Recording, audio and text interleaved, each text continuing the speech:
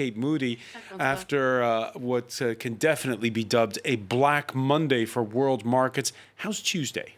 Tuesday's a bit better, not quite as black, but gray, I'd say, if we had to put a color on it. Asian markets got off to a very strong start, but investors hoping for a strong rebound across the board have been disappointed.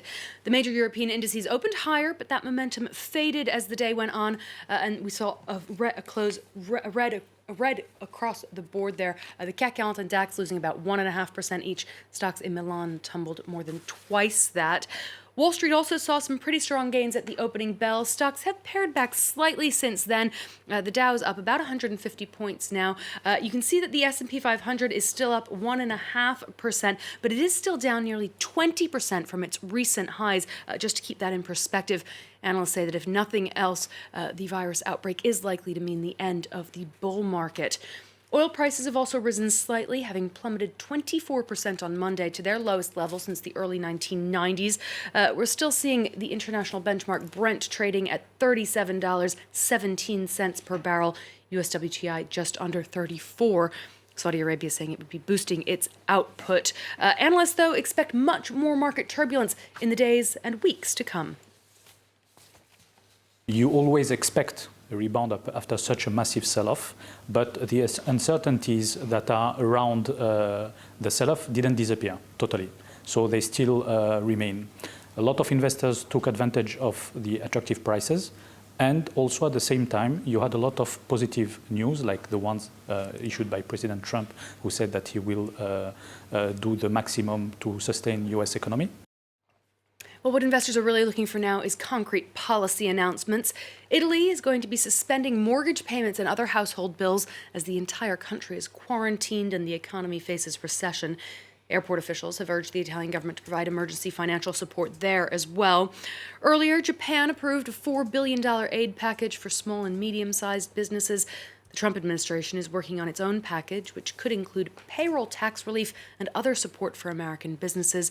The U.S. Vice President saying that private insurance companies in the U.S. have already agreed to cover coronavirus treatment and testing costs. Central banks around the world have been in the spotlight as well, although many have limited ammunition left.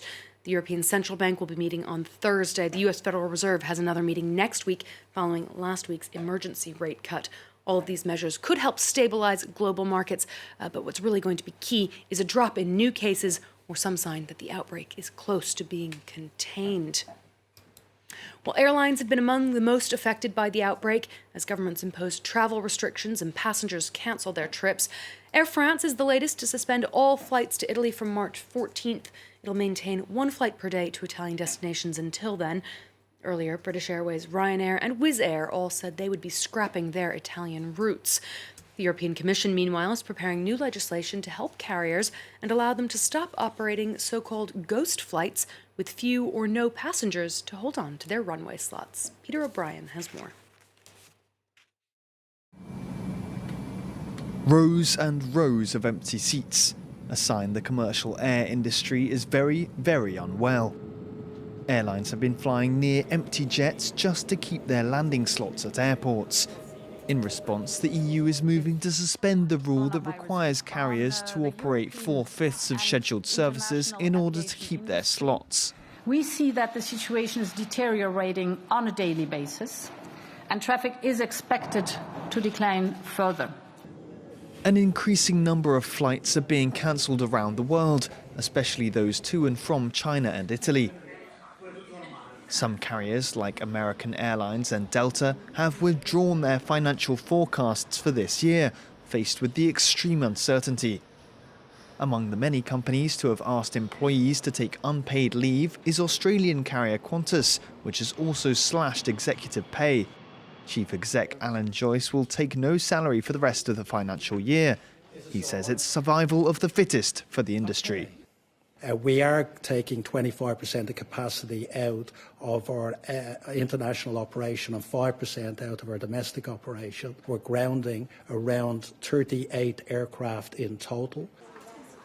Your insurer might not cover you if your flight's cancelled, though some airlines like Virgin Atlantic and Delta are letting passengers change flights instead.